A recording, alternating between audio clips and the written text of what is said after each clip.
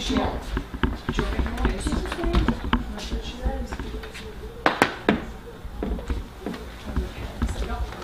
Hey, chicken. Hey!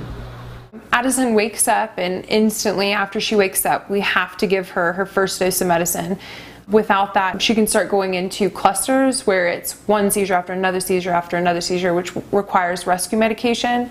2 days after we moved here, we started a THCA treatment.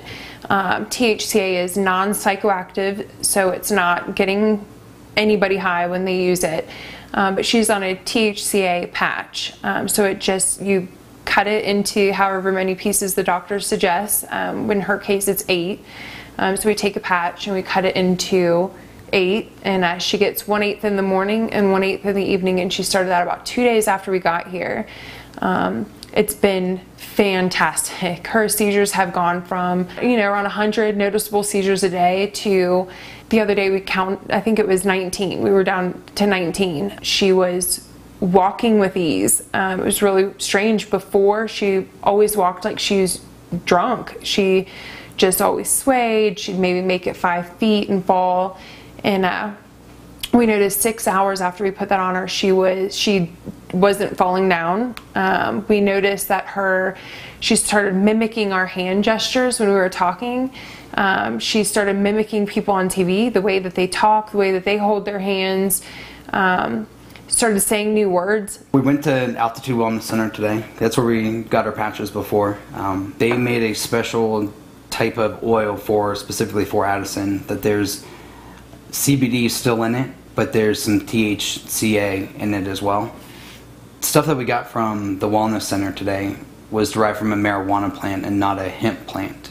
So there's still THC in it, but the way that they cook it, it's not heated up, so the THCA doesn't become psychoactive.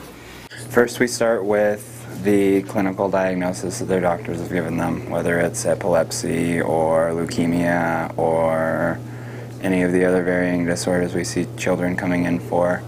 Then we pour through the research and determine which chemical constituents of the plant are most effective in treating the side effects of those specific disorders. You kind of run that fine line of determining exactly what's being mitigated by exactly which doses, and because there's so little information and so little doctor contribution on the subject, a lot of families are left to self-titrate. With seizure disorders, you're going to run into the issue of starting to develop a tolerance to it, so we try and have them ride that lower end of the therapeutic window. It has been a very stressful move. Our families are really upset, our friends are really upset. Financially, it is a hardship. Renting a house without even looking at it, essentially looking at the outside and looking at pictures, and then putting the deposit down. I mean, it was really expensive. It was close to 10 grand. And to think of the hoops that we have to jump through to actually obtain this medicine is sad. There are so many people that aren't going to be able to afford this move, and their child is not going to get the care that they need. And it just seems so ridiculous now that we were actually able to try it. Why is this being withheld from any child or any person dealing with seizures? And I speak for kids and seizures, but just anything medically.